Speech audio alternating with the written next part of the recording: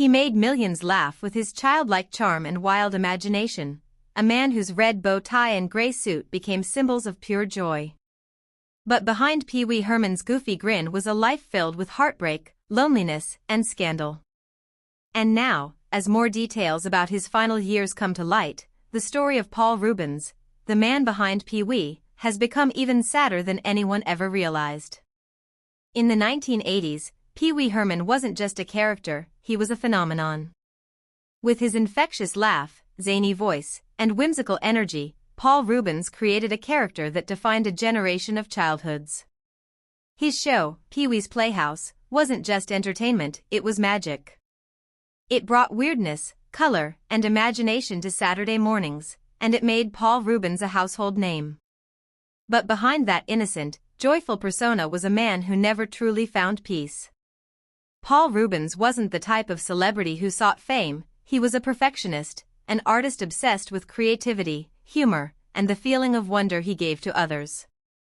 Yet the more beloved Pee-wee became, the more trapped Paul felt. He once admitted in interviews that people didn't see him anymore, only the character.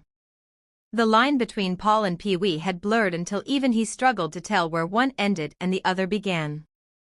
Then came the scandal that would change everything. In 1991, Paul Reubens was arrested in Florida, an event that instantly destroyed his career. Overnight, Hollywood turned its back on him. The man who had brought laughter to millions was suddenly branded and humiliated. For years, he couldn't work, couldn't show his face, and couldn't escape the shame that followed him. What most people didn't know was that Paul spent much of that time battling deep depression and isolation. He lived quietly, often avoiding the public eye, and poured his energy into art, photography, and small projects that few ever saw. Despite the humiliation, he never lashed out. Instead, he maintained a quiet dignity, refusing to speak ill of anyone, even those who had abandoned him when he needed them most. It took over a decade before Paul Reubens made a comeback. In 2010, Pee-wee's Playhouse was revived on Broadway to critical acclaim, and audiences cheered his return. For a brief moment, it seemed like he had finally reclaimed his joy. He even starred in Pee-wee's Big Holiday on Netflix in 2016, proving that his creativity had never died. But privately, Paul was fighting another battle, one he kept secret from nearly everyone. In July 2023, the world was shocked to learn that Paul Reubens had passed away after a private 6-year battle with cancer. He never told the public. He didn't want sympathy or headlines, he just wanted to live quietly, away from the chaos that fame had once brought. In his final statement, written before his death, Paul apologized to his fans for keeping his illness a secret and thanked them for their decades of love, respect, and support.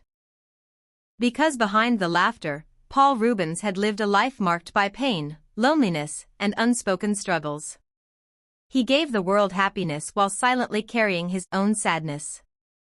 And when he finally left, he did so with the same quiet grace that defined him. Today, Pee-wee Herman remains a symbol of pure imagination, a reminder of the joy that Paul Reubens brought into millions of lives. But when we watch those reruns, knowing now what he endured, it hits differently. The laughter feels bittersweet. Paul Reubens taught us something powerful, that even the people who make us laugh the hardest are often the ones who hurt the most. The tragedy of Pee-wee Herman isn't just about a career derailed or a life cut short, it's about a man who gave everything to make the world smile, even when he couldn't find that smile for himself. And that's what makes his story so deeply, heartbreakingly human.